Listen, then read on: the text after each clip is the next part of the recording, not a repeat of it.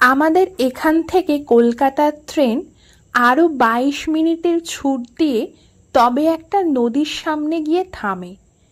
তার ওপারেই বাদা, অনেকে বলে লাট অঞ্চল।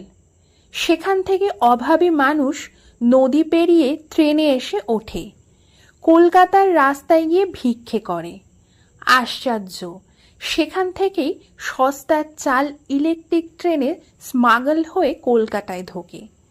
ট্রেন লাইনের দুধারে ছড়ানো সব গ্রাম, ধানক্ষেত্র, দূরে দূরে সাবেক জমিদারের পরিত্যক্ত চাষবাড়ি। এসব দিক থেকেই আমাদের স্টেশনে অনেকে রিক্সা চালাতে আসে।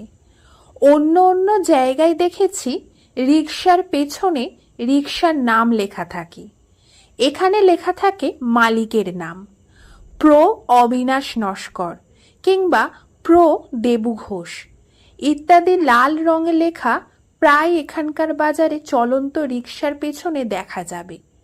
সিটগুলো ছোট, রিক্সাগুলো 7 পুরনো, রাস্তা একটু খাড়াই হলেই চেন খুলে যাবে, প্রায় লিক নয়তো পাঞ্চার লেগেই আছে। এমন রিক্সাও বাদা থেকে আমদানি আনকোড়া চালিয়ের হাতে পড়ে, বলা ভালো পায়ে পড়ে প্রথম প্রথম দিব্যি চলে।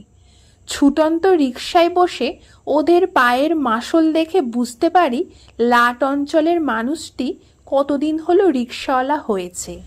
ট্রেন আচমকা বন্ধ হলে ওদের সুসময়, তখন সারাদিনে 10-12 টাকা কামানো কিছুই নয়।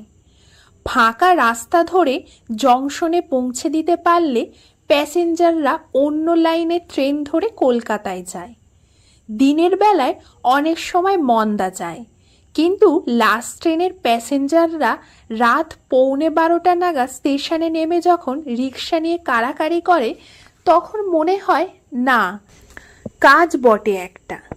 সেই সময় যেসব এলাকায় ইলেকট্রিক যায়নি সেখানকার প্যাসেঞ্জাররাই বেশি করে রিক্সা চায়। আসলে রিক্সায় চড়া যত না দরকার, তার চেয়ে বেশি দরকার অন্ধকার পথে একজন সঙ্গী। রিক্সাওয়ালারাও তা জানে, তাই রওনা দেওয়ার আগে বাতিটা ধরিয়ে নেয়। এইভাবেই আমার সঙ্গে তরুর আলাপ হয়েছিল। লাস্ট ট্রেনে ফিরলে তরু আমায় পৌঁছে দিত। কোলে মার্কেটে আমার সবজি যায়, উচ্ছে, ঝিঙে, পটল, আলু, যখনকার যা পাইকারি দরে আমি কিনি। কোথাও কোথাও চাষের সময় আমি গাঁয়ে গিয়ে চাষিদের দাদন দিয়ে রাখি। ফসল উঠলে ফসলটা আমার গোলায় জমা দিয়ে চাষি হিসাবপত্র কাটান ছাটান করে। ফলে আমাকে অনেক সময় এমন এমন জায়গায় যেতে হয় যেখানে বাস নেই। অনেক সময় আমি হেঁটেও যাই, আবার বাস পেলে বাস, রিক্সা পেলে রিক্সা, যখন যেরকম।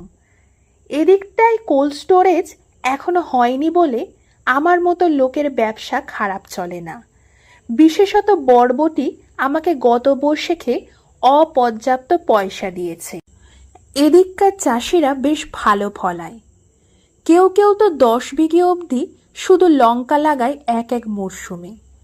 একদিন অন্তর একদিন 2 মণ 3 মণ শুধু লঙ্কাই আমাকে কিনতে হয়।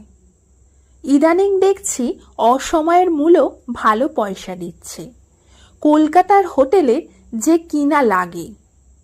তরু একদিন বলল, বাবু আমায় টায়ার কিনে দাও 1 জোড়া, রিক্সা চড়িয়ে শোধ করে দেব। কত লাগবে? 18 টাকা 20 পয়সা দিলাম আমি, কিন্তু দিয়ে বিপদে পড়লাম। আমাকে স্টেশনে দেখলেই তরু অন্যদিকে মুখ ফিরিয়ে থাকে।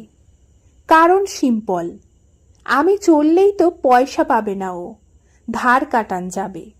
কাছে গেলে বলে, ভাড়া হয়ে গেছে বাবু। আমার মতো লোক তো ওর গলায় গামছা দিয়ে পয়সা আদায় করতে পারে না, তাহলে একটা কথা হবে। তাছাড়া এই চন্দনেশ্বরে আমাকে সবাই চেনে। কেউ কেউ পাট উঠলে পাট রেখে টাকা নেয়, ডাল উঠলে ডাল রেখে টাকা নেয়। আমার গোলার গায়ে একটা বড় ঘর নিয়েছি, সেখানে আমার রাখি কারবার। জিনিস রেখে আমার টাকা নেয়, দর উঠলে বেচে দিয়ে আমার জায়গার ভাড়া সুদ সমেত টাকা ফেরত দেয়। এই জায়গাটি আমার বড় ভালো লাগে। এখানে আমার দেশ নয়, কিন্তু এখন দেশ হয়ে গেছে। এখানে বোস ডাক্তার আমাকে ইঞ্জেকশন দেয়। দুর্গা ডাক্তারের মিক্সচার আমাদের বর্ষাকালের সঙ্গী। কাছাকাছি ঘোষপুরের মর্তমান কলার মতো অত বড় অত ভালো কলা আমি কোথাও দেখিনি। এখানকার পঞ্চাননতলায় সারা বছর পুজো, নাম গান লেগে থাকে। নিশে পালান ওরা গাঁজা খায়। চোত মাস ভর হরির নাম করে। চরণ মাত্র একটি, হরে রাম রাম রাম হরে হরে। একটি মাস ধরে গাইলেও পুরানো হয় না। কেউ বা তখন সন্ন্যাস নেয়। পরনের বস্ত্র বাবার রঙের ছোপানো। বাবার নাম করে তারকেশ্বরের দিকে পাড়ি দেয়, ফিরে আসে ন্যাড়া হয়ে। হাতে একটি 5-6 কিলোর কুমড়ো, সেখানে নাকি সস্তা।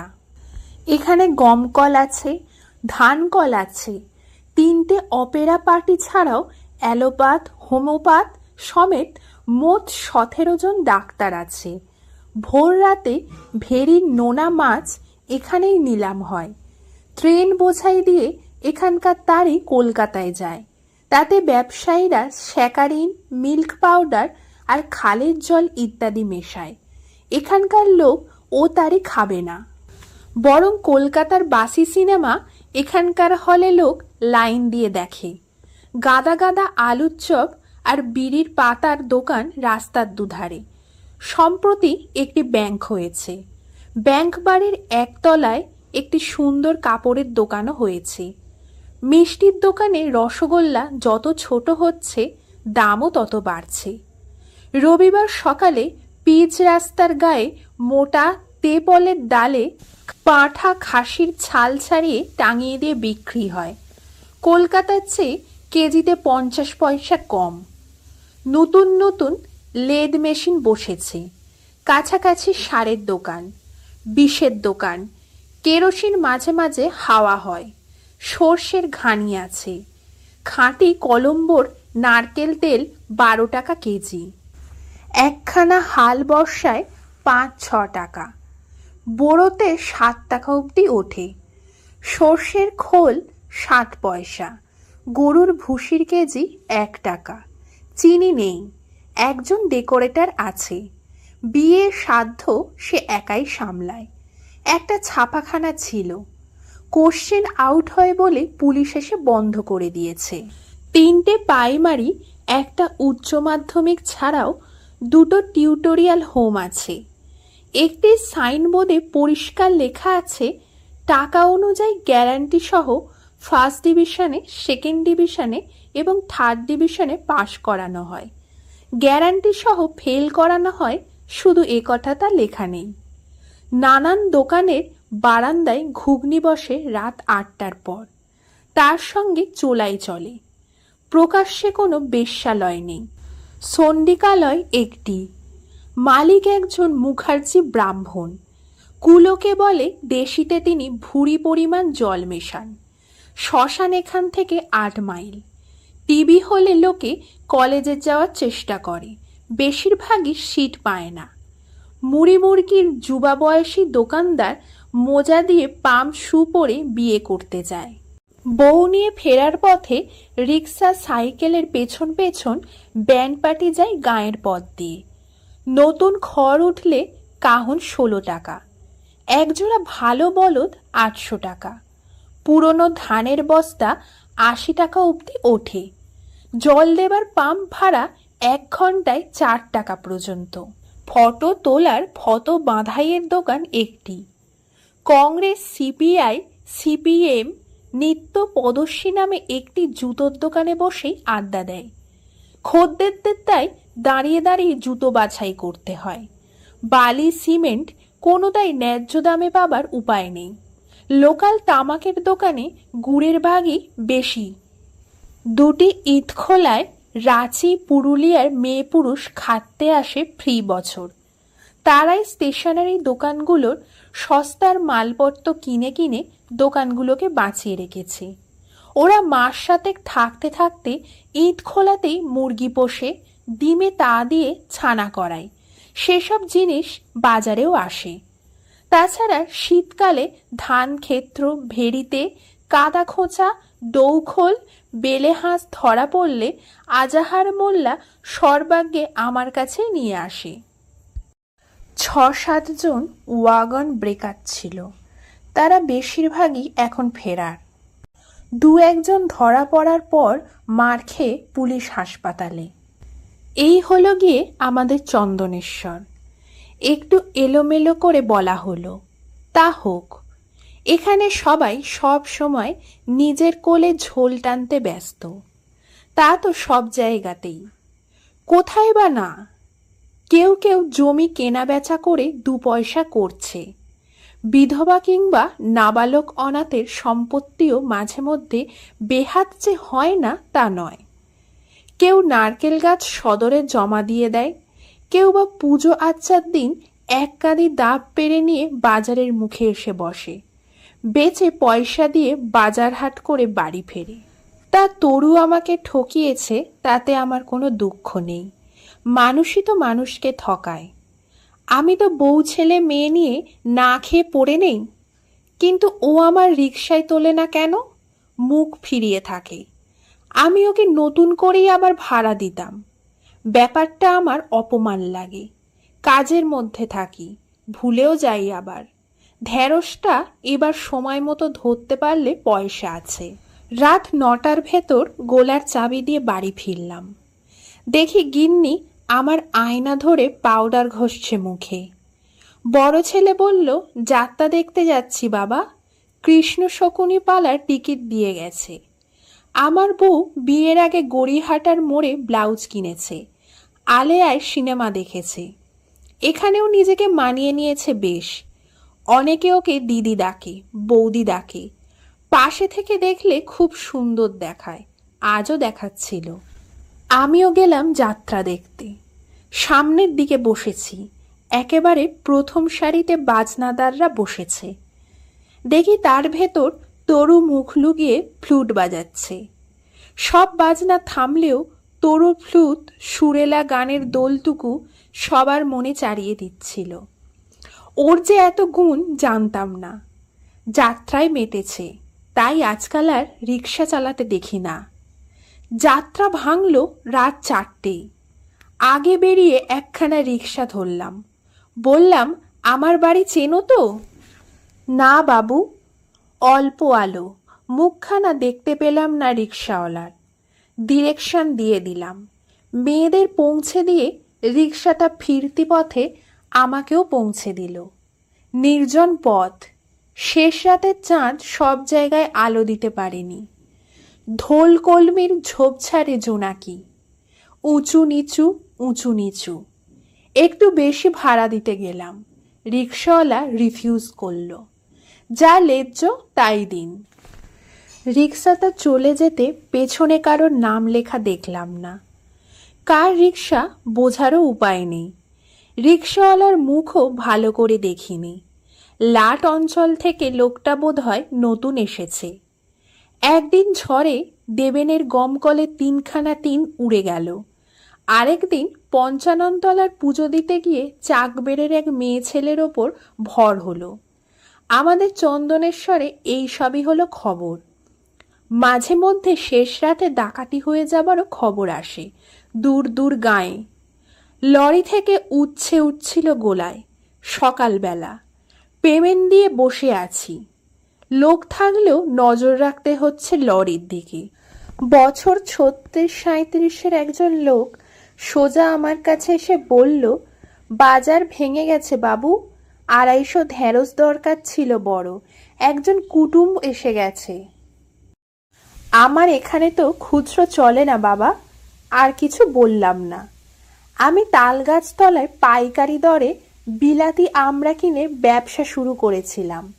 খুচরো কিনতে লোক পাঠিয়ে বড় বড় ব্যাপারীরা দরের আন্দাজ নেয় আমি জানতাম।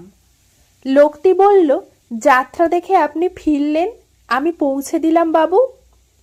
ও, তোমার রিক্সা ছিল? তাই তো, নিয়ে যাও, পয়সা দিতে হবে না। বিনে পয়সায় নেব না।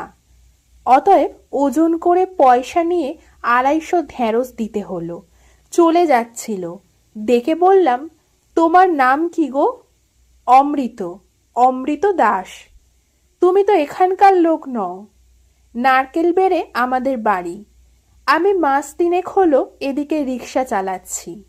তোমার রিক্সাখানা ভালো করো, আমি টাকা দিচ্ছি, চড়িয়ে চড়িয়ে শোধ করে দেবে। টাকার দরকার নেই, রিক্সা আমি বানাতে জানি। তাহলে অনেক রিক্সা বানিয়ে ভাড়া খাটাও। আমি আর বাড়াবো না, 8খানা রিক্সা বানিয়েছিলাম একে একে। সেসব রিক্সা কোথায়? আজ এটা ভাঙে, কাল ওটা ভাঙে, অন্য যারা চালায় তাদের সব দিয়ে দিয়েছি। এই 1খানা নিজের জন্য রেখেছি। যেমন পয়সা আসে তেমন দিন কাটে। রান্নাটা চড়িয়ে দিই গে, ঘরে লোক আছে, বিকালে এসে কথা বলবো বাবু। তোমার বউ ছেলে মেয়ে কোথায়? সে কাজটা করা হয়নি বাবু। মনে মনে ভাবলাম অমৃতর কোনো রোগবালাই থাকতে পারে, তাই হয়তো বিয়ে হয়নি। রিক্সা চালিয়ে চালিয়ে অনেকের কাশ রোগ হয়। লোকটা বিবেচক। অসুস্থ সুস্থ বিয়ে করে আরেকটা মেয়ে সর্বনাশ করেনি। চেহারাটা খয়াটে, চোখ জলজল করছে, হাফ শার্টের নিচে লুঙ্গি, কোমরে গামছা পেঁচানো। তোমার অসুখটা কিসের বাবা? অসুখ? আমি নীরোগ বাবু, স্টেশনের কলের পরিষ্কার জল খাই, শিবুর দোকান থেকে আটার রুটি কিনি, সঙ্গে ডাল দেয়, চলে যায়। তবে বিয়ে করনি কেন? অমৃত মাথা নিচু করে যা বলল তা আমার কাছে স্রেফ ন্যাকামি বলে মনে হলো। পরিষ্কার বলল, কত লোকের দুঃখ বাবু, কত অসুখ, কত শোকতাপ, এসব দেখে আর বিয়ে করা হয়নি। আমি তাই যতটা পারি লোকের দুঃখ কমাবার চেষ্টা করে যাচ্ছি। যদি কোনো শেকড় বাকড় জানতাম তাহলেই চন্দনেশ্বরের সব জ্বালা যন্ত্রণা আমি একাই উপশম করতাম। আমি যাই বাবু, রান্না চড়াতে হবে। এ যে দেখি ভালো ভালো কথা বলছে। সাপভ্রষ্ট রিক্সাওয়ালা, এই যে বললে দোকান থেকে কিনে খাও, তবে রান্না চাপাচ্ছ যে? আমার তো চলে যায় বাবু, গরমকালে রাতের বেলা প্ল্যাটফর্মে শুয়ে থাকি, রেল পুকুরে চান করি, ঘর 1খানা নেওয়া আছে, অবশ্য ঝড় বৃষ্টির জন্য। কিন্তু মাঝে মধ্যে কলকাতা যাওয়ার পথে দেশগাঁয়ের রুগীরা আমার ঘরে আশ্রয় পায়। এনার আবার পেটে ঘা। বিকেলের গাড়িতে কলেজে ভর্তি হতে যাবে। দোকানের রান্না সয় না বলে আমি রান্না করে দিচ্ছি। 2টো ভাত ফোটানো হয়ে গেছে। অল্প বয়সে কোনো গুরুতর পাপ করেছিলে? খানিক ভেবে অমৃত বলল, মনে তো পড়ে না, তবে খুব ছোট বয়সে একটা বিড়ালকে এক হত্তুকি গাছের গোড়ায় বেঁধে রেখে সে গাছের গায়ে ইয়া লম্বা একটা মৌচাকে ঢিল মেরেছিলাম। বিড়ালটা মারা যায়। দেখতে দেখতে অমৃতের চোখের কোণে জল এসে গেল। তাকে যদি পাপ বলেন তাহলে করেছি। না না, সেরকম না। জ্ঞান বয়সে খুব কোনো পাপ করেছিলে, সেই অনুতাপে এখন? মনে তো পড়ে না? কাজে থাকি, কাজে ঘুরি। অমৃত আমার মন থেকে একদম মুছে গেল। গঞ্জগায়ের মতো এই চন্দনেশ্বরে আমি খুব কম লোককেই হাত তুলে করজোড়ে নমস্কার করি, কিন্তু কি হলো ঠিক বলতে পারবো না। পথে ঘাটে আচমকা অমৃতের মুখোমুখি হলেই আমি 2 হাত তুলে নমস্কার করে ফেলি। অমৃত লজ্জায় মাথা নোয়ায়। মুখের হাসিটা নির্মল। সেই লুঙ্গি, সেই হাফ শার্ট, কোমরে গামছা, মাঝে মধ্যে গালে দাঁড়ি। বলি, কেমন আছো? খুব ভালো বাবু, খুব সুখে আছি। যেমন চালাচ্ছেন তিনি তেমন চলছি। তোমার রিক্সা কেমন চলছে? সামনের চাকাটা ফিরে ফিরে লিক হচ্ছে বাবু, তা আমি নিজেই সারিয়ে। যন্ত্রপাতি সব আমার নিজের আছে। গাঁজাখোর নিশি পালান যদু একদিন আধমন মুসুরির ডাল চাইতে এলো। বাজার শুদ্ধ সবার কাছে চায় ওরা, কাঙালি ভোজন করাবে। বললাম, তোরা নিজেরাই তো কাঙালি। ওরা হেসে মাথা নেড়ে বলল, না বাবু, আমরা খুব সুখে আছি, ভগবানের কৃপায় কোনো অভাব নেই আমাদের। অভাব বুঝবে কোত্থেকে, সারাদিন তো গাঁজার ওপর আছে। ডাল দিতে পারবো না, আধমন আলু পটল দিয়ে দিচ্ছি, তাই নিয়ে যাও। ওরা তাতেও রাজি। ছাতা পড়া পচা ধচা কিছু পটল আলু বিদায় হওয়ায় গোলায় জায়গা হলো। ওরা যাবার সময় বললাম, তোদের দলে অমৃতকে নিসনে কেন? কে অমৃত? রিক্সা চালায় অমৃত দাস। খ্যাপা অমৃত? ওর কথা বলবেন না বাবু, আমরা নাম গানে ডেকেছিলাম, কিন্তু ওনার সময় নেই। একদিন খালি রিক্সা চালিয়ে এক দিক যায়। নির্জন জায়গায় নাকি ভগবানের খোঁজ করে, বুঝুন ব্যাপার। প্যাসেঞ্জার ফিরিয়ে দেয় তখন। গোলা বন্ধ করে বসে আছি। লাস্ট ট্রেনে 12 বোঝা মোচা যাবে কোলে মার্কেটে। কিছু এঁচড় আছে, পেঁপে আছে, থোর আছে 2 বস্তা। ভেন্ডার কামরায় মাল তুলে দিয়ে তবে বাড়ি ফিরব। খুব গুমোট যাচ্ছে কদিন। এমন সময় খালি রিক্সা নিয়ে অমৃত এসে হাজির। চলুন ঘুরে আসি বাবু। কোথায়? এই সুদের চর অবধি যাব, জ্যোৎস্নায় ফিরে আসব। আমার যে মাল ওঠেনি ট্রেনে, তুলে দিয়ে চলুন। ট্রেন যে আসেনি, এলে যাবেন। কৌতূহল ছিল, ট্রেন এলো। বোঝাগুলো তুলে দিয়ে অমৃতের রিকশায় উঠে বসলাম। আমি কিন্তু 1 পিঠের বেশি ভাড়া দিতে পারবো না, হাঁটতেও পারবো না। আপনাকে কিছুই দিতে হবে না, এখন একটা বাতাস দেবেন ভগবান। রিকশা ঠেলে তিনিই সুদের চরে নিয়ে যাবে। আমার কিছু করার থাকবে না, একেবারে পাল টেনে নৌকার মতো টেনে নিয়ে যাবেন। মনে মনে ভাবলাম, সুদের চরে ঝিঙে শশা নানান সবজির বড় চাষ হয়, চোখে দেখে আসা যাবে। এখন রোদের তাত লাগবার ভয় নেই। দিব্যি ফিকে জ্যোৎস্না উঠেছে। সত্যি রিকশাখানা বাতাসেই ঠেলে নিয়ে চলল। অবশ্য অমৃতর প্যাডেল করতে হচ্ছিল। 6 মাইল রাস্তা তো কম নয়, কিন্তু আধ ঘন্টাও বোধহয় লাগলো না। একদা বিদ্যাধরী এই বিরাট তল্লাটের ওপর দিয়ে বয়ে যেত। এখন নদী নেই, তার বিরাট চর জেগে আছে। জল শুকিয়ে গেছে 150 বছর আগে। নির্জন চরের ওপর শশা ঝিঙে নানান সবজির মাচান। লতায় লতায় জায়গাটা জঙ্গল হয়ে আছে।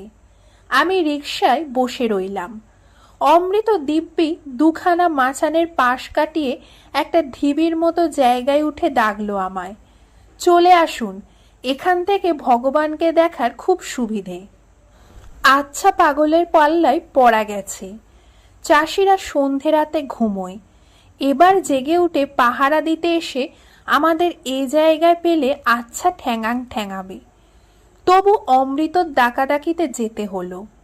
চোরের উপদ্রব বলে সবজি চাষিরা কাঁটা শুদ্ধ বাবলা ডাল ছড়িয়ে রেখেছে। অনেক কষ্টে সেসব পার হয়ে ঢিবিতে উঠলাম। এখন ফিরে চল অমৃত। আর বলতে পারলাম না। আমার গিন্নি রাতে আমার সঙ্গে খেতে বসেন।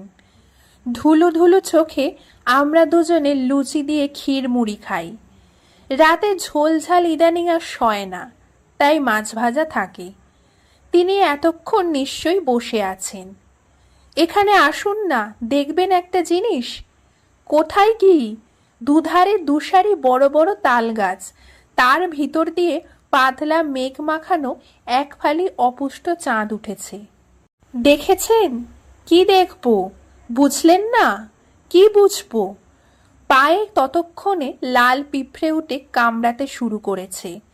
হাত দিয়ে পিঁপড়ে দোলে দোলে মারছি আর ভাবছি কোথায় কি? ফাঁকা মাঠে চাঁদ দেখাচ্ছে শুধু। এ তো বাজারে বসেই দেখা যেত। কিন্তু ওর মুখ দেখে মনে হলো ও সত্যি কিছু দেখার জিনিস পেয়েছে। হবেও বা, আমার পাপ মন বলেই কিছু দেখতে পাচ্ছি না। সারাদিন আলু পটল ঝিঙে উচ্ছে করে বেড়াই তো। যাক গিয়ে, ছেলে মেয়ের বিয়ে দিয়ে বুড়ো বুড়ি কাশি যাব, এ তো ঠিক করাই আছে। তখন সকাল সন্ধে গঙ্গা চান করে সব পাপ ধুয়ে ফেলব। অমৃতর এখনকার সব পুণ্য আমি তখন একদিনে কিনব। মায়ের নামে নীলমণিকর বিদ্যালয় একটা বারান্দা করে দিয়েছি গত শনে। চুন সুরকির গাঁথনি, ভেতরে মাটি, ওপরে 1 পটি ইট আজই মেরে দিয়েছি। চাঁদের চারদিকে একটা নীল লাইন দেখেছেন? জিনিসটা আমি জানতাম, আমার গিন্নি শিখিয়েছে আমায়। ওর নাম চন্দ্রসভা। লাইনটা চাঁদের যত কাছাকাছি হবে ততই বৃষ্টির দিন নাকি এগিয়ে আসে। বৃষ্টি হওয়া খুব দরকার, মাঠের পর মাঠ জ্বলে যাচ্ছে। ওটা হলো গিয়ে ভগবানের দুঃখ। সারা জগতের জন্য তার গা দিয়ে কেমন মায়া মমতা জমা হয় দেখেছেন? কচু, আর কদিন পরে বৃষ্টি হবে। তাই অমৃত, এবার ফিরে চল বাবা, রাত বাড়ছে। ফিরতি পথে ছিনতাই হতে পারে, আমার হাতে ঘড়ি রয়েছে, চাইলে দিয়ে দেবেন, আপনার তো আটকাবে না, আবার হবে। মনে মনে বললাম, কি অলক্ষণে লোক রে বাবা। আমি একা একা রিকশায় এসে বসলাম। ও আরো খানিকক্ষণ ভগবান দেখে তবে ফিরে এলো। হ্যাঁ রে, তোর ভগবান দেখতে কেমন? খুব ফর্সা, গায়ে খুব সুন্দর গন্ধ। ফেরার পথে ভগবান বাতাস না দেওয়ায় বেশ বেগ পেতে হলো অমৃতর। রাস্তা তো কম নয়। বাড়ির সামনে নেমে ওকে 3টে টাকা দিতে গেলাম। জিপ কেটে রিকশার হ্যান্ডেল ঘুরিয়ে নিল। আপনি সঙ্গে না থাকলে দেখাই হতো না। কদিনের ভেতর পটলের দর যে এত লাভ হবে জানতাম না। কেজি 80 পয়সা থেকে 1 লাফে 3 টাকা। সামান্য বৃষ্টিতে নিচু জমি পটল নষ্ট হয়ে গেল। ডাঙা জমির পটল তখনও পুষ্ট হয়নি। ভাঙলে ভেতরটা খোকা খোকুর বাল্লির রং এখনো কাটিয়ে ওঠেনি। তাই দূর দূর গায়ে পুষ্ট পটলের খোঁজে ছুটে বেড়াচ্ছি। বড় একটা অর্ডার ছিল। সেই সময় একদিন বিকেলে অমৃত এলো। মুখখানা শুকনো, আকাশ জুড়ে গাঢ় মেঘ থাকার ওর কদিন ভগবান দেখা হয়নি। বাস স্ট্রাইক বলে আমারও আজ বেরোনো হয়নি। মন মেজাজ ভালো ছিল না। এমন সময় গোলায় ঢুকে বেচারা প্রথমেই আমার ধমক খেলো। খাটের নিচে বসে হাজরা নস্কর থাবা দিয়ে দিয়ে আরশোলা ধরছিল তখন। আলুর বস্তা, পটলের দাই, ঝিঙের ডালা, গোলার ভেতর অন্ধকারে যেখানে যত আরশোলা ছিল সব তাড়িয়ে হাজরা খাটের নিচে এনেছে। খাবা দিয়ে ধরছে আর পলিথিন ব্যাগে পুড়ছে। মাঝরাতে বড়শিতে এই আরশোলার টোপ গেঁথে ব্যাঙের গর্তের মুখে ধরবে, আর অমনি ব্যাঙ লাফিয়ে এসে টোপ গিলবে। তখন কপাত করে ব্যাঙটা ধরে কোমরে ঝোলানো মাটির কলসির ভেতর পুরবে। সকালে আড়তে সাপ্লাই দেবে আর 4 টাকা কেজি। এই করে এখানকার অনেকে এখন সংসার চালাচ্ছে। ভালো কল বেরিয়েছে। বাজারের লোকে বলা বলি করে, ব্যাঙের কি ভাগ্য। চন্দনেশ্বরের ব্যাঙ এরোপ্লেনে উঠে বিলেত আমেরিকা যাচ্ছে। সাহেব মেমদের ভাতের পাতে ওদের বড় আদর। অনেক ধানাই পানাই করে অমৃত বলল, এটা কি ঠিক হচ্ছে বাবু? এই যে ব্যাঙগুলো খুন হচ্ছে আর আপনার গোলা থেকে তোপের আরশোলা যাচ্ছে। খাটের নিচু থেকে ঝুলকালি মাখা হাজরা মার মূর্তি হয়ে বেরিয়ে এলো। হাত দুখানা উঁচিয়ে বলল, ভগবানের বেটা, আরেকটা কথা বললে তোমায় কোপাবো। দেশশুদ্ধ এতগুলো পেট তুমি খাওয়াতে? মাঝখানে পড়ে দুজনকে আলাদা করে দিলাম। হাজরাকে বললাম, তোমার কাজ তুমি করো গিয়ে। মনে মনে আমি খুশি। বেটার ছেলের ভগবানবাজি কিছু থামবে এখন। আর হাজরাও নিখরচায় আমার গোলা আরশোলা শূন্য করে দিচ্ছে। লোক দিয়ে করাতে গেলে নিদেন 2টো লোকের মজুরি যেত। হাজরা খাটের নিচে ঢুকে যেতেই অমৃতর মুখ আবার প্রসন্ন হয়ে উঠল। আপনি সেদিনকার আগে কখনো ভগবান দেখেছেন? কি আর বলবো, সেদিনও আমি ভগবান দেখিনি, তার আগেও কোনোদিনও দেখিনি। ভগবানের কথা কখনো ভেবেছেন মন দিয়ে? এরও জবাব দেওয়া যায় না। ভগবানের কথা ছোট বয়স থেকে মাঝে মাঝে অবশ্য ভেবে এসেছি। মনে আছে স্কুলে যাবার পথে আচমকা পেট ধরে বেয়ে গেলে ভগবানের নাম করেছি। বললাম, কিন্তু অমৃত, তুমি সে রাতে ওখানে ভগবান দেখলে কোথায়? কেন? সবটা জায়গা জুড়েই গদগদ হয়ে বলল, অমন আলো, অমন ছায়া। আমি আর থাকতে পারলাম না, প্রায় ভেঙে উঠলাম। অমন তাল গাছের শাড়ি। ও ভাবল আমি বুঝি ওর সাপোর্টার, তাই আদেও সন্দেহ না করে প্রায় সঙ্গে সঙ্গেই বলল, তার ভেতর দিয়ে। এমন তদগত লোককে বেশিক্ষণ ভেঙানো যায় না। আমি মানে মানে মনের ভেতরে রণে ভঙ্গ দিলাম। বিকেলবেলা পথ দিয়ে খড়ের তরপা বোঝাই গোগাড়ি যাচ্ছে। সত্যি তো, আমি কি কোনোদিন ভগবানের কথা ভেবেছি? ভগবান নিশ্চয়ই কোনো উঁচু চেয়ারে বসেন। অসময়ে অজায়গায় বেয়ে গেলে তাকে যেমন দেখেছি, বেগ চলে গেলে বেমালুল ভুলে গেছি। এই জন্য তিনি কি রাগ করে আছেন? সেজন্যই কি পটলের ফোড়েদের সঙ্গে আজ আমি গোলদার হয়ে হেরে যাচ্ছি? স্কুলে থাকতে অঙ্ক পরীক্ষার দিন তাকে দেখেছি। সিম্পলিফিকেশন আর ইউনিটারি মেথডের অঙ্ক দুটোর বাইরে থেকে সাপ্লাই আসার পর তাকে ভুলে গেছি। রেজাল্ট বেরোবার আগে কতবার ভেবেছি, আমি কি ম্যাথামেটিক্সে 30 পাবো না ভগবান? হাতে 3 টুকরো ইঁট নিয়ে সামনের লাইট পোস্টে ছুঁড়তে গিয়ে ভেবেছি, প্রথম টুকরোটা যদি পোস্টারের গায়ে লাগে তাহলে আমি পাস। যখন একটাও লাগতো না, তখন মনে মনে বলেছি নিশ্চয়ই পাস করব, ভগবান আছেন না। এখান থেকে মাচানতলার রাস্তা তা 8 মাইল হবে। উত্তর দিকে তেমন কোনো বড় জায়গা নেই বলে সবাই বলে চন্দনেশ্বরের মাচানতলা। এ তল্লাতে সবচেয়ে ভালো পটলের জমি ওদিকটায়। আজ বাস স্ট্রাইক বলে কোনো ফোড়ে বা ব্যাপারী মাচানতলার মাঠে পৌঁছতে পারবে না। বললাম, এক জায়গায় যাবে অমৃত? কোন দিকে? ভগবানের খোঁজ সব দিকে করতে হয়, এ কথাটা মানো তো? নিশ্চয়ই, তিনি তো সব জায়গায়। তাহলে তুমি 55 তলায় গিয়ে নিশি, পালান ওদের সঙ্গে বসে ঠাকুরের থানে নাম গান করো না কেন? আমার গানের গলা নেই বাবু। তাছাড়া অমন হাউমাউ করে পাড়া জাগিয়ে রেখে ভগবান ভগবান করা আমার ঠিক পোষায় না বাবু। আমি মেলাতে পারি না ওদের সঙ্গে। আপনি কোন দিকের কথা বলছিলেন? যাবে উত্তর, ফাঁকা চর জায়গা, ভুঁইয়ে দাঙা জমিতে অঢেল পটল, তার উপর যত দূর তাকাবে মাচান তুলে দিয়ে দিয়ে চাষিরা শশা করেছে, ঝিঙে করেছে, লাউ করেছে। এরকম প্রায় সারা বছরই চলে। জায়গাটায় গেলে চোখ জুড়োয়। খুব নির্জন, ভীষণ। দূরে দূরে চাষিরা খোন্তা দিয়ে নিরেন দিচ্ছে, কোপ দিচ্ছে, ঘাস আগাছা তুলছে। অনেক পেছন দিয়ে কোম্পানি আমলের উঁচু বাঁধ চলে গেছে। এখন যাবেন? রাত হয়ে যাবে যেতে যেতে। কাল খুব ভোরে রিক্সা নিয়ে আয়, রাত থাকতে বেরোবো। বেশ, কিন্তু। আমি চুপ করে আছি দেখে বলল, কি বাবু? না, তেমন কিছু না, কিন্তু অমৃত, তোর তো ব্যবসা নষ্ট হবে।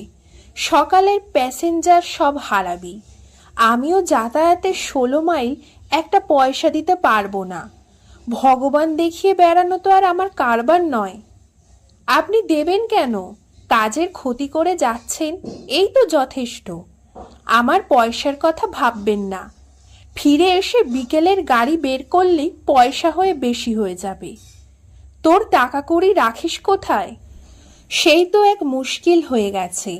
কিন্তু খুচরো আর নোট পাহারা দিতে গিয়ে মনটা খিঁচড়ে যায় বাবু। আমার তো বিশেষ কোনো খরচা নেই, তাই বেশ জমে গেছে এ কমাসে। 200-300 টাকা তো হামেশা হাতে থাকে। আমার কাছে রেখে যাবি, দরকার মতো নিবি। খুব ভালো হয় বাবু, তাহলে মনটা সরল রাখতে পারি। আমারও একটা সুবিধা ছিল, গোলায় পয়সা বিশেষ রাখি না, কাজের লোকদের হাত টান আছে। বাড়িতে নোটের তারা রেখে দেখেছি, গিন্নির খুব সুবিধে হয়, খরচ করে দিয়ে বলে তুমি আমার কোন শখটা রেখেছ। এরপর কিছু বলা যায় না। ব্যাংক বাড়িটা হয়ে আমাদের মতো লোকদের খুব সুবিধা হয়েছে। কলকাতার ফার্স্ট লোকাল তখনও আসেনি। আকাশে চাঁদ থাকতে থাকতে প্রায় 100-3 টাকা গুনে গেঁথে ধুতিতে বেঁধে নিলাম। তারপর রিকশায় বসে বললাম, নে এখন চালা অমৃত, দেখি কত জোরে তোর গাড়ি যায়। এখন বাবু ভগবান বাতাস দেবেন, পাখির মতো উড়ে যাব। ভগবানের নিকুচি করেছে, কিন্তু এসব কথা তো জোরে বলা যায় না। যাতায়াত 16 মাইল, বিনে ভাড়ায় ওরই রিকশায় যাব। ওরই টাকায় দরকার হলে চাষিদের পটল বাব্বে আগাম দেব। ভোর রাতে ঠান্ডা বাতাস ভালোই লাগছিল। আকাশ ফর্সা হওয়ার মুখে মুখে চন্দনেশ্বরের মাচানতলায় গিয়ে হাজির হলাম। এত ভোরে এদিকে কখনো আসিনি। রিকশা থেকে নেমে দাঁড়িয়ে পড়লাম। পিচ রাস্তা থেকে গাছপালার আড়াল দিয়ে বাঁক নিয়ে মাটির রাস্তায় পড়েই খানিক এগিয়ে এই মাচানতলা। চর জায়গা, বেলে মাটি হবে। 6-7 মাইল জুড়ে ভুঁইয়ের ওপর পটল চাষ, পাতায় পটল মিশে আছে। এক এক কিতা চাষ, আর তার পাশ দিয়ে শশা ঝিঙের মাচান। সবুজ সবুজ, উঁচু নিচু, যতদূর চোখ যায়। পাশেই কাছাকাছি চাষিদের গায়ের আভাস। ভোর হতেই ছাগল গরু বেরিয়ে পড়েছে। অমৃত এক কোণে দাঁড়িয়ে থেমে যাওয়া শরীরে বাতাস লাগাচ্ছিল। এতটা পথ একটানা প্রায় না থেমেই চলে এসেছে। গা জুড়াচ্ছিল ও। সঙ্গে সঙ্গে আমাদের দুজনের চোখ জুড়িয়ে আসছিল। দূরে কোম্পানি বাঁধের মাটি পাহাড়ের মতো উঁচু হয়ে উঠে গেছে। এত পটল আমি গোলায় নিয়ে তুলব কি করে? চাষিরা এরই ভেতর সব দূরে দূরে ছড়িয়ে ছড়িয়ে খেতে নেমেছে। এখানেই ভগবান থাকেন? হ্যাঁ, ওই মাচানে। ক্যাবলা কার্তিক অমৃত তদন্তে মাচানতলার দিকে এগিয়ে গেল। আর সঙ্গে সঙ্গে একজন চাষি ধামা হাতে হা হা করে ছুটে এলো। পটল তুলছিস? অমৃতকে আটকালো। হাত পা ধোয়া, জল সরেছ? পটল ক্ষেত্রে তো এমনি ঢোকা যায় না। চাষিরাও খুব পরিষ্কার পরিচ্ছন্ন হয়ে খেতে নামে। বাধা পেয়ে অমৃতর বিশ্বাস আরো বেড়ে গেল। তবে কি এই মাঠটাই আস্ত একটা মন্দির? কোম্পানি বাঁধের ঠিক ওপরে এক চাকা মেঘ গুরুগম্ভীর হয়ে জমে আছে। মাচানের ওপর লতানো সুরগুলো সামান্য বাতাসে লক লক করে উঠছিল। আমি হাত পা ধুয়ে আসছি। অমৃত এক ছুটে পাশের ডোবায় নেমে গেল। এখানকার চাষিরা সাধারণত কিছু গম্ভীর, এ আমি আগেই জানতাম। ওদের কোনো তাড়াহুড়ো নেই। বললাম, মন কত করে? 40 টাকা করে দেবেন। আমার সারা শরীর নেচে উঠল। এরা কি বাজারের কোনো খবর জানে না? না এদিকে কোনো ফোরে এসে পৌঁছায়নি? তা কি করে সম্ভব? চন্দনেশ্বরের পাইকারি দরই তো এখন এর দ্বিগুণ। কোলে মার্কেটে না জানি কি অবস্থা। যতদূর চোখ যায় শুধু পটল। নিজের গোলায় এত পটলের জায়গা হওয়া সম্ভব নয়। একটা উপায় আছে, আগাম দিয়ে দিয়ে সব পটল দরবন্দি করে আটকাও। তারপর এখান থেকেই লরি বোঝাই দিয়ে শিয়ালদা বাজারে। কিন্তু তাতে অনেক লোকজন চাই, অনেক টাকা চাই। তাহলে কিছু কিছু আগাম রাখো সবাই। চাষি ঘুরে দাঁড়ালো। মাচানতলায় আমরা কেউ আগাম রাখি না বাবু। যেমন যেমন মাল নেবেন তেমন তেমন দাম দেবেন। জানতাম, বড় শক্ত জায়গা। এরা ধীরে সুস্থে কথা বলে। এদের গরু ছাগলের চেহারা অবধি ধীর স্থির পরিপূর্ণ। অবশ্য কারণ একটাই, এখানকার মাটি বাছাই সবজি পটলে 6 লাভ করে দিচ্ছে বছরের পর বছর। এখানকার মাটি বাবু আমাদের কোনোবার ফেরায়নি। তিনি নিজেই এখানে থাকেন, অর্থাৎ লক্ষ্মী থাকেন। আমার পাশে যে অমৃত কখন হাত পা ধুয়ে এসে দাঁড়িয়েছে বুঝিনি। কোন দিকি? চাষি অমৃতকে হাত ঘুরিয়ে সবটা দেখালো। কোন দিকে নয়, সবটা তুমি নিজে ঘুরে ঘুরে দেখো। হলুদ ফুল, সবুজ লতা, শশার মাচানে সাদায় সবুজের লাইন টানা জালি পড়েছে। তার ভেতর দিয়ে এক এক কিতা পটল চাষের দীর্ঘ টানা লাইন সেই একেবারে কোম্পানি বাঁধের গা অব্দি চলে গেছে। সেখানে গিয়ে দৃষ্টি হারিয়ে যায়। তার ভেতর দিয়ে অমৃত এগোচ্ছিল। এক এক মাচানের সামনে দাঁড়িয়ে আর সম্ভ্রমে চোখ নেমে আসে ওর। কি সবুজ, কি শান্ত, ফুলে ফুলে রেণু কুড়োচ্ছে কিন্তু অক্লান্ত ফড়িং। সঙ্গে আছে একপাল নাম না জানা পোকা। কচি ডগাগুলো ফিনফিনে বাতাসে হিল হিল করে কাঁপছে। এদিকে রিকশাখানা মাটির রাস্তায় দাঁড়ানো, পেছনে কোনো মালিকের নাম লেখা নেই। আমি কোমরে টাকা গুঁজে দাঁড়িয়ে। ওদিকে অমৃত দাস এক এক কিতা পটল ক্ষেত পার হয় আর একজন দুজন করে চাষি তার সঙ্গ নেয়। মাচানতলার শিশির তখনও শুকোয়নি। অমৃতের দলটা আস্তে আস্তে ভারী হচ্ছে। তাতে কচি মাথা, কাঁচা মাথা, পাকা মাথা সব এসে ভিড়ছে। সারা মাঠের মানুষজন কুড়িয়ে নিয়ে ও এগোচ্ছে। আর ভোরবেলাতেই মাচানতলায় নেমে আসা কুচো পাখির ঝাঁক ওরা কাছাকাছি যেতেই ছড়বার ধারায় আকাশে ছড়িয়ে পড়ছিল। খানিক উড়েই আবার একজোটে মাচান বদলে বদলে নেমে পড়ছিল ঝাঁক ধরে। অমৃত দেখল এখানে ভগবানের কোনো শেষ নেই। যতই এগোচ্ছে ততই বেড়ে যায়। মনটা কিসে ভরে যাচ্ছে। মাচানে মাচানে কোম্পানি বাঁধ অব্দি ছেয়ে আছে। বাতাসে কিসের সুবাস। চাষিরাও এমন সমজদার পায়নি কোনোদিন। ফলন, গাছের বার, পুষ্ট ফল, যা কিনা ওদের কাছে আগাগোড়াই ঈশ্বরের আশীর্বাদ, অর্থাৎ সাক্ষাৎ ভগবান। তাই খুব মন দিয়ে অমৃতকে ওরা দেখাচ্ছিল। চষা মাটির ওপর দিয়ে ভারী দলটা নিয়ে এগোতে এগোতে অনেকগুলো মাথার ওপর দিয়ে অমৃত একবার ফিরে তাকালো। পেছনেও সেই একই ছবি। হলুদ ফুল, গুঁড়ো গুঁড়ো পরাগ মাখানো কেশরগুলি ফুলের লাল জন্মভূমি থেকে উঠে দাঁড়িয়ে ভোরের বাতাসে দুলছে।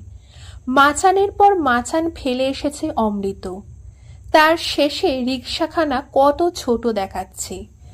শীতে সাদাপানা একটা মানুষ বসে, ধুতি পাঞ্জাবি পরেছে। এখান থেকে কুচো পাখির চেয়েও ছোট দেখাচ্ছে শ্যামল বাবুকে। মানুষটা বড় ভালো, তার জন্যই ওর আজ এখানে আসা হলো।